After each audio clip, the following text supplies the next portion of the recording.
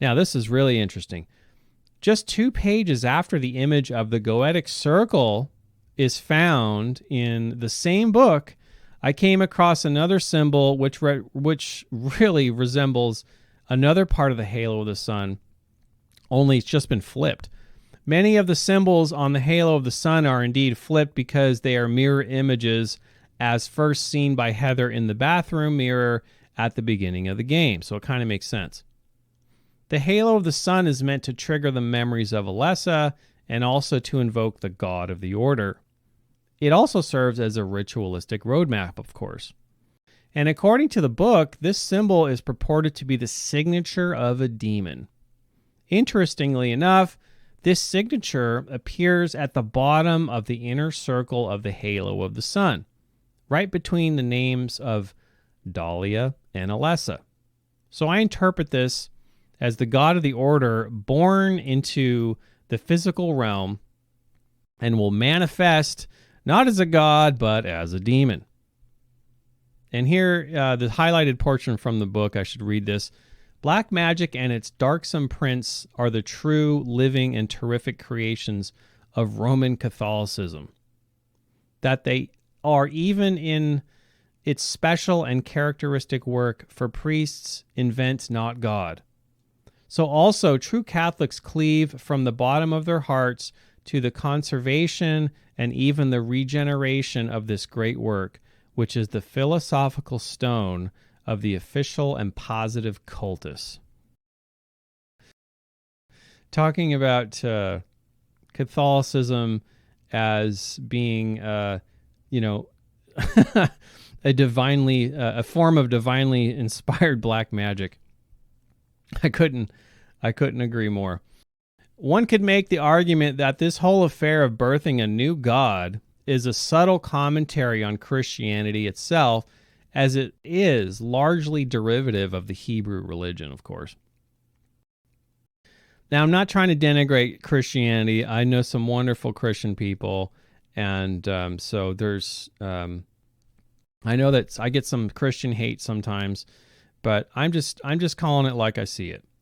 So now, in a certain sense, the idea of God is born, a God born into the minds and practices of any given religion in a completely different way from other faiths. Well, that's just how faiths derive their ideas from traditions which came before, of course. So Silent Hill kind of gives us this symbolic commentary, this very subtle symbolic commentary of a god being born into a cult. And of course, this cult creates God in their own image, which every religion that has an idea of God in that sense is certainly has done at some point. So in this sense, a religion births a certain conception of God according to their specific culture, their sensibilities, and their expectations. So there really is nothing new under the sun here. In these type of dark ceremonies, what matters most, and we're getting back now to Heather. She may not be aware of why she's doing what she's doing or exactly what the implications are, because she's just pursuing Claudia.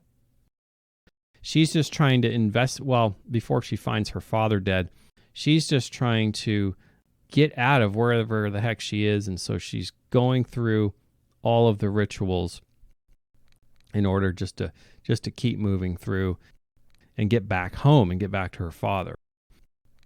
So what matters most in these dark ceremonies, though, is the person putting forth the action into the physical world of effects.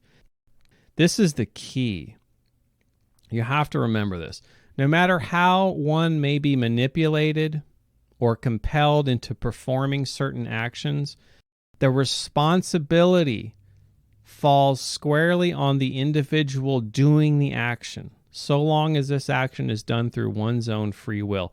So you could be lied to, Heather could be manipulated every which way till Sunday, which Claudia is, and we'll talk about this, Claudia is doing this, but none of that matters, because at the end of the day, ultimately it's Heather who is taking the action of her free will. In Western religion and cults like the Order, it is presumed that humans do indeed possess the capacity for free will, and as a result are completely bound by their actions in this world, regardless if they have been led down the dark path by their desires or manipulated by others. The action of doing is what counts most in this world, whereas conceiving of a plan and manipulating others to follow it through presumes that there is always a choice for the one who takes the action. Okay, this is such an important point, and this is how the dark controllers of this world think. Okay, think about that. Really, really think about that, because that is the road to ruin in this world. The actions or the actions we take or the actions we do not take that were manipulated into by someone else's suggestions. So important. It's such an important distinction. And so, just like Harry Mason must first place the silver and gold coins in the tower as a rite of passage and is tested by the dragon, Heather makes her rite of passage through the moon door with the opal, or, well, I'm going to call it the opal, but, of course, its namesake is the moonstone, and she confronts another split-headed type of creature in the form of a worm. And just about with all of the monsters in Silent Hill 3, the split worm here has a creepy and decidedly human set of features if you look closely at the teeth. That's a human palate. Those are human teeth. I don't know how many people have noticed this before, but it's very disturbing to look at once you notice it. Just like her father in the first Silent Hill game, Heather finds herself back in the normal world after vanquishing the first boss. Heather's Scorpio nature is coming out, and Doug is feeling the full force of it. However, once Heather realizes that she can trust Douglas, she will begin to reveal her vulnerable side. The same can be said of Douglas.